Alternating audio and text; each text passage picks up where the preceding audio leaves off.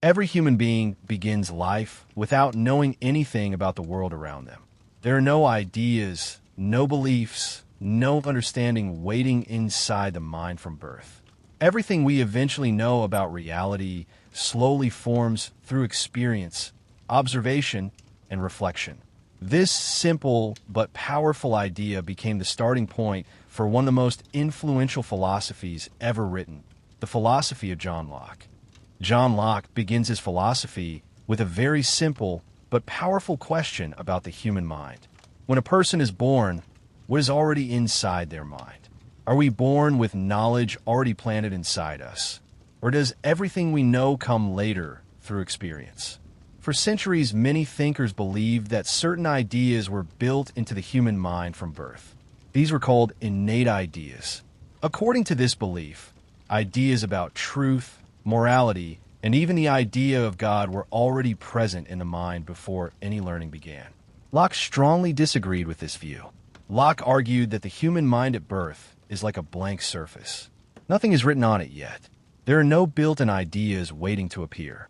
Instead, the mind slowly fills with knowledge as a person lives and experiences the world.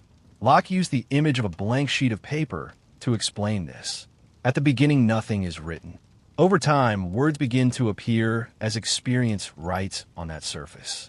Everything a person knows comes from this process. To understand what Locke meant, we must look at how experience enters the mind. He explained that all knowledge begins from two main sources. The first source is sensation. Sensation is everything we experience through our senses. When light enters our eyes, we see colors and shapes. When sound reaches our ears, we hear voices and music. When we touch something, we feel texture and temperature. Through the senses, the outside world begins to leave impressions on the mind. The second source of knowledge is reflection. Reflection is when the mind begins to observe its own activity. After the senses bring in information, the mind starts working with that information. It remembers things. It compares ideas. It imagines possibilities. It forms judgments. Reflection allows us to think about thinking itself. In this way, the mind becomes aware of its own processes. Locke believed that all human knowledge begins with these two sources. Nothing enters the mind except through sensation or reflection. Even very complex ideas can be traced back to simple experiences that the mind once received through the senses.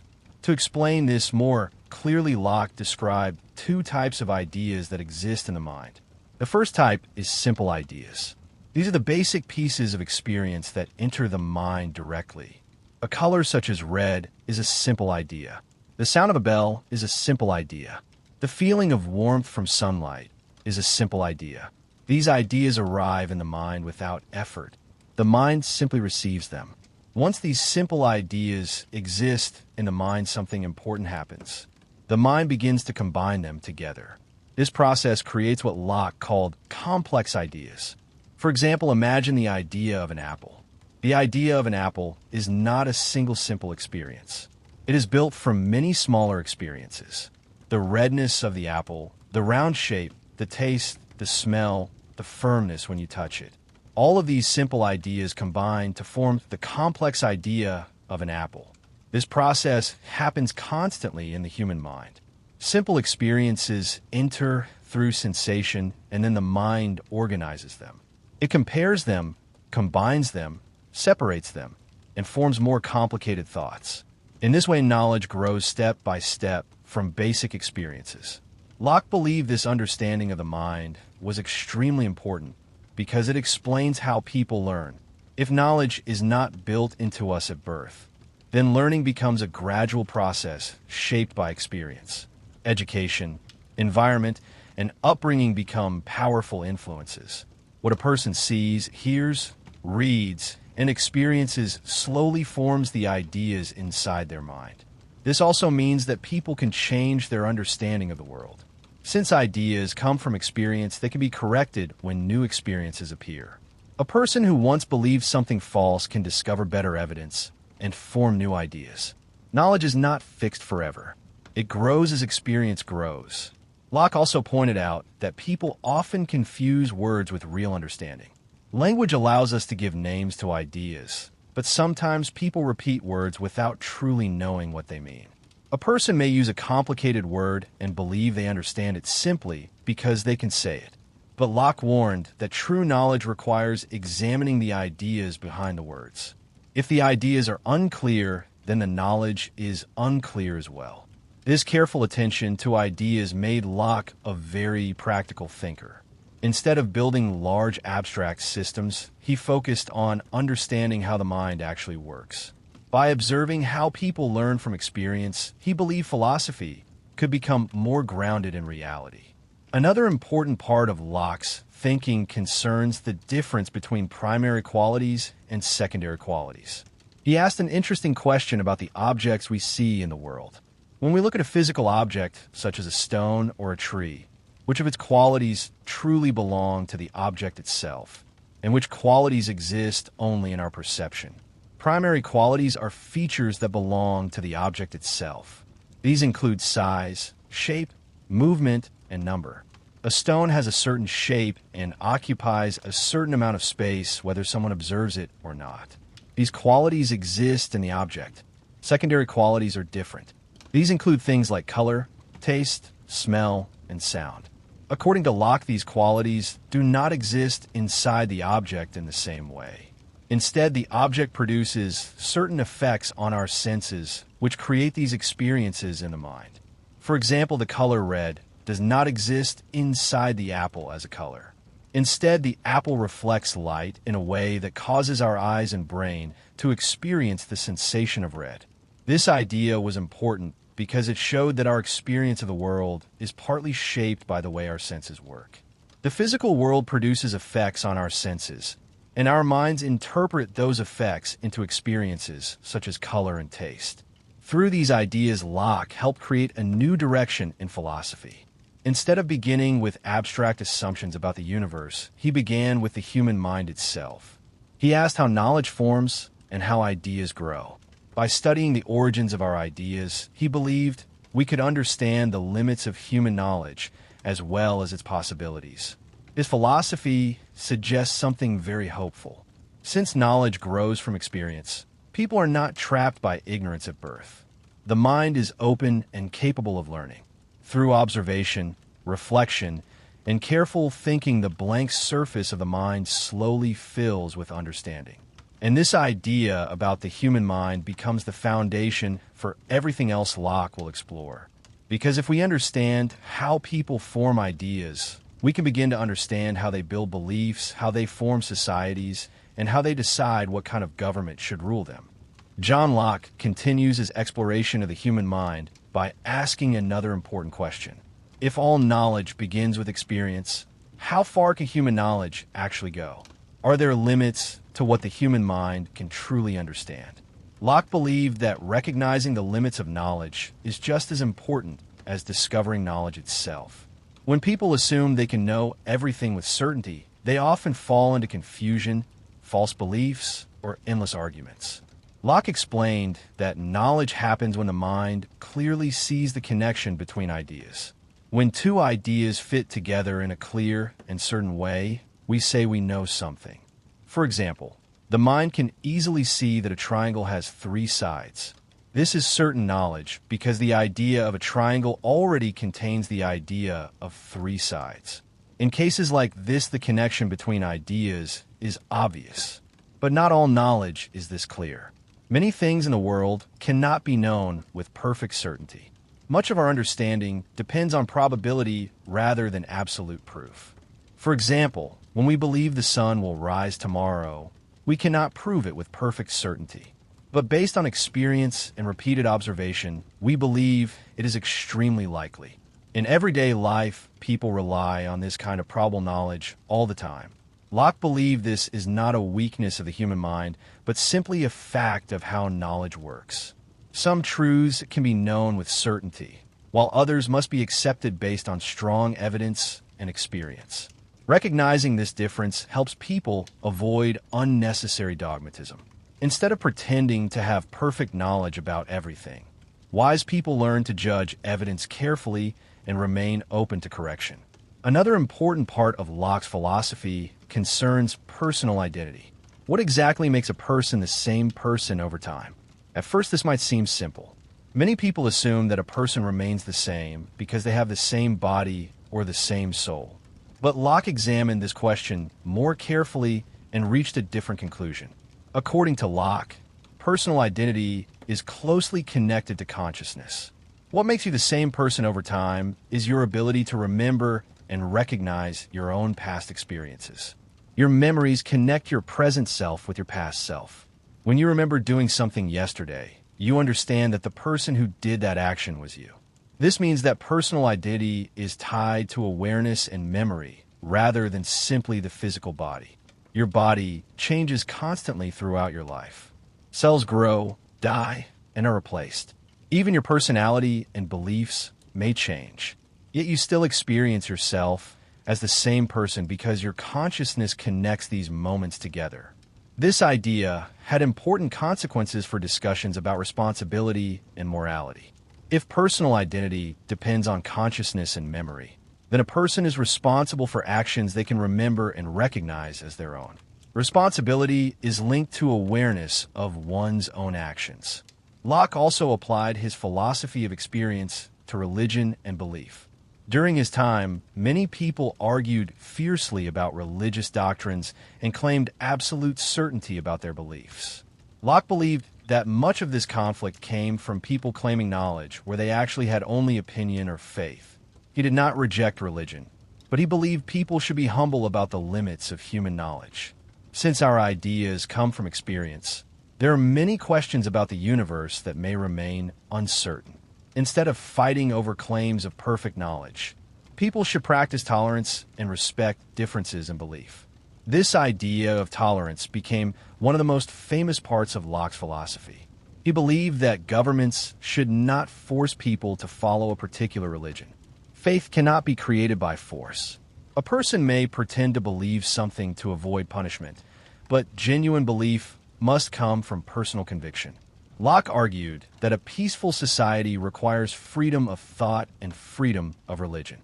When individuals are allowed to think and believe freely, society becomes more stable and less violent. For Locke, tolerance was not only morally right, but also practical for maintaining social harmony. His belief in freedom of thought was closely connected to his understanding of the human mind. Since knowledge grows from experience and reflection, people must be free to explore ideas and question assumptions. If authority controls what people are allowed to think, the growth of knowledge becomes limited. Locke's philosophy also deeply influenced the way people began to think about politics and government. If individuals are capable of forming ideas through experience and reason, then they're also capable of participating in decisions about how society should be organized.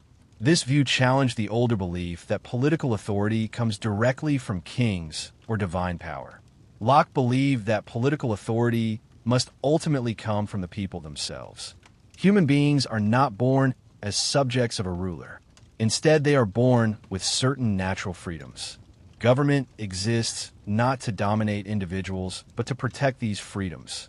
To understand this idea more clearly, Locke imagined what human life would be like before organized government existed. He called this situation the state of nature. In a state of nature, people live without a formal political authority above them. They are free and equal by nature. However, this freedom does not mean chaos or constant violence. Locke believed that even in the state of nature, people are guided by reason. Reason teaches that all individuals have the same natural status, and therefore should respect each other's lives and property. No one has the natural right to harm another person without cause. But even though reason can guide people, problems still arise in the state of nature. Disputes happen. People may disagree about what justice requires. Without a neutral authority to settle conflicts, disagreements can lead to instability. Because of this, people eventually choose to form societies and governments. They agree to establish laws and institutions that protect their rights and settle disputes fairly. This agreement between individuals becomes the foundation of political authority. In this way, Locke introduces one of the most important ideas in modern political philosophy. Government exists because people consent to it. It is created by individuals to serve certain purposes. When it fulfills those purposes, it is legitimate. When it fails, its authority becomes questionable. This idea about consent and political authority will become the center of Locke's philosophy about government, freedom, and the rights of individuals. John Locke now turns fully toward the question of political power and the purpose of government. If human beings are born free and equal in the state of nature, then the creation of government must serve a clear purpose. Government cannot exist simply because a king claims authority or because tradition demands obedience. For Locke, the only legitimate reason for government is the protection of natural rights. Natural rights are rights that belong to every human being simply because they are human. They are not granted by a ruler, and they do not come from a government. They exist before government is created. Locke believed the three most important natural rights are life, liberty, and property. The right to life means that every person has the right to exist without being unjustly harmed. No one has the natural authority to take another person's life without just cause. The right to liberty means that individuals are free to make choices about their own lives as long as they do not violate the rights of others. Liberty does not mean complete chaos or the freedom to harm others. It means living without being controlled by the arbitrary will of another person. The right to property is one of Locke's most detailed ideas. He believed that property begins when a person mixes their labor with something in nature. Imagine a piece of land that belongs to no one. If a person works that land, plants crops, and cares for it, their labor becomes connected to that land. Through their effort, they have made it useful. Because of this, Locke argued that the product of that labor becomes their property. This idea was important because it explains why people have a right to own things. Property is not simply given by rulers. It grows from human effort and work. When someone builds a house, grows food, or creates tools, the results of that labor belong to them. However, Locke also believed there were natural limits to property. In the earliest form of society, people could only take as much as they could use before it spoiled. If someone gathered more food than they could eat and allowed it to rot, they would be wasting resources that others might need. In this early system, nature itself placed limits on accumulation. But as societies developed, people created something that changed this system. That invention was money. Unlike food or natural resources, money does not spoil. People could store value in the form of coins or currency and accumulate wealth over long periods of time. Locke believed that the introduction of money allowed societies to grow economically and encourage productivity, but it also created larger differences in wealth between individuals. Despite these differences, Locke maintained that the fundamental role of government is to protect the natural rights of its citizens. People leave the state of nature and create political societies primarily to secure their life, liberty, and property. Laws are established so that conflicts can be judged fairly and individuals can live without constant fear of injustice. For government to achieve this goal, it must operate according to laws rather than the personal will of rulers. Locke strongly opposed absolute monarchy, where a king has unlimited authority. If a ruler can act without limits, then citizens are no longer protected from arbitrary power. The purpose of government would be destroyed. Instead, Locke argued that political power must be limited and structured. Laws must apply equally to everyone. Leaders must govern according to rules that are known and accepted by society. This principle became a foundation for what later thinkers would call constitutional government. Locke also believed that the power of government ultimately comes from the consent of the people. When individuals join together to form a political community, they agree to follow certain laws and decisions made by the majority. This agreement allows society to function because not every decision can require unanimous approval. Majority rule becomes the practical method for collective decision-making. However, the consent of the people is not a one-time event that lasts forever. If a government begins to abuse its power and violate the natural rights it was created to protect, it loses its legitimacy. A ruler who destroys the freedom and property of citizens is no longer acting as a protector, but as an oppressor. In such cases, Locke believed that people have the right to resist or replace the government. This idea was extremely radical for its time. For centuries, many societies believed that kings ruled by divine authority and could not be challenged. Locke rejected this completely. Political power is a trust given by the people. When that trust is broken, the people have the right to change their government. He did not encourage constant rebellion or instability.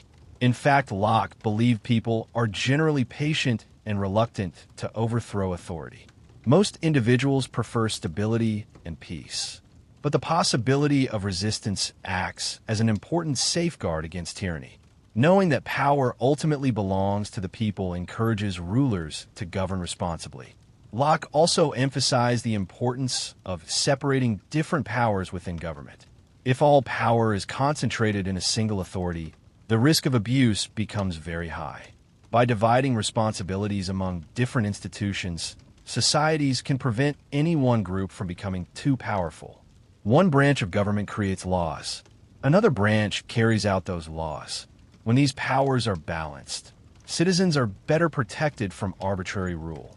Although later thinkers developed this idea further, Locke's early discussion of limited power helped shape modern democratic systems. His political philosophy had enormous influence on the development of modern political thought.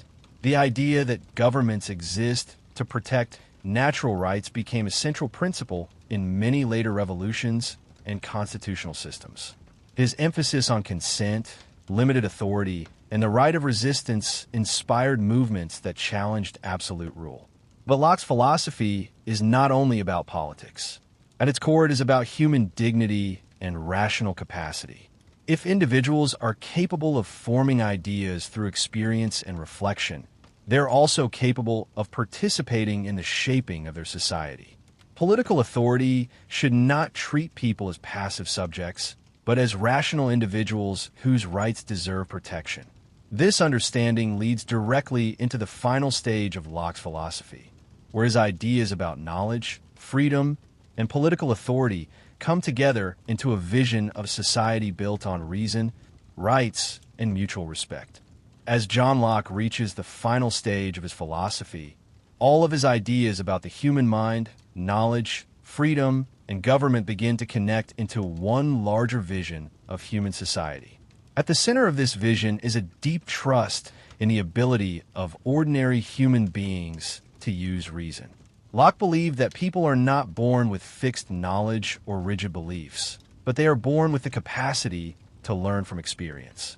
Because of this capacity, individuals can grow in understanding and gradually improve the way they live together.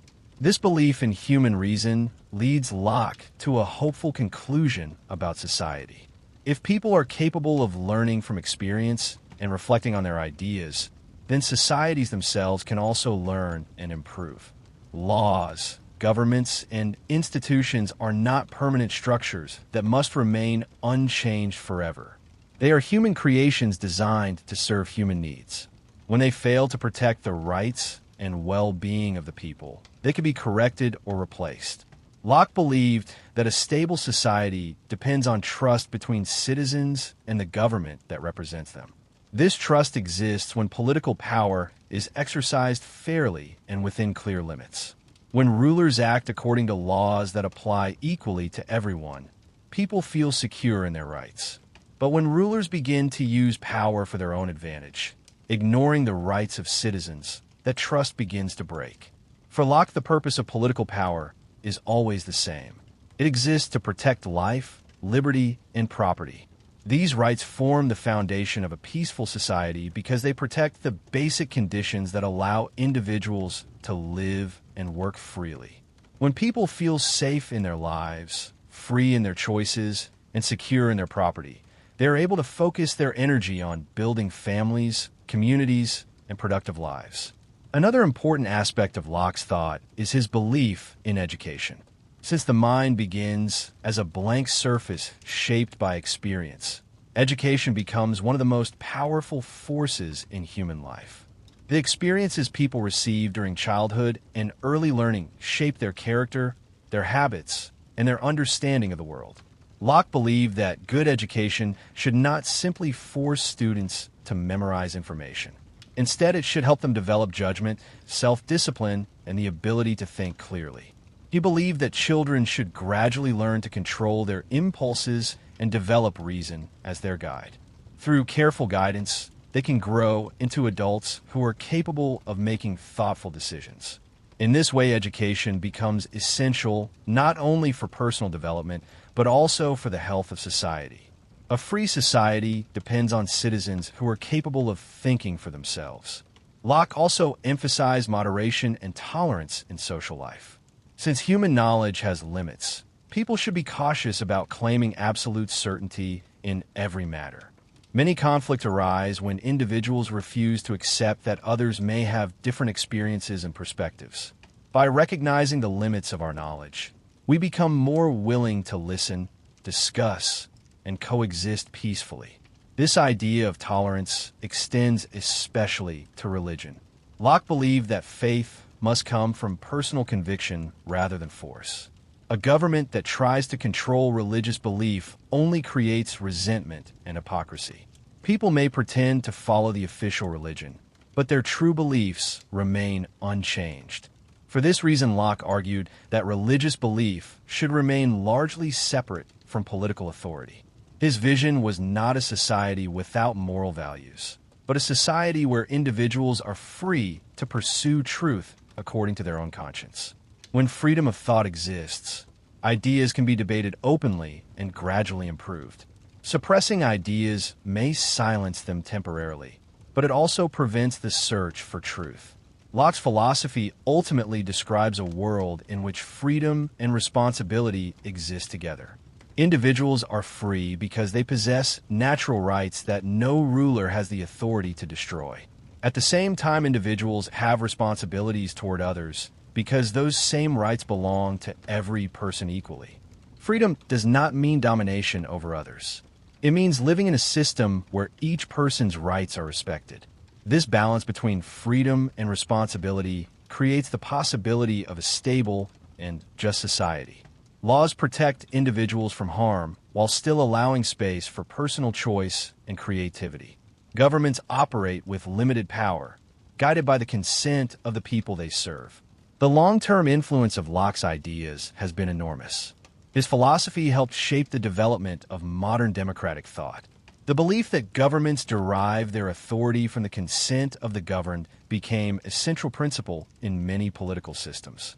The idea that individuals possess natural rights that must be protected by law became a foundation for modern discussions of human rights and civil liberty.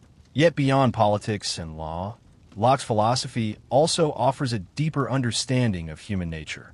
It reminds us that knowledge grows from experience, that ideas must be examined carefully, and that societies improve when individuals are free to think and learn. Human beings are not born with perfect knowledge, but they possess the ability to discover truth gradually through observation, reflection, and dialogue.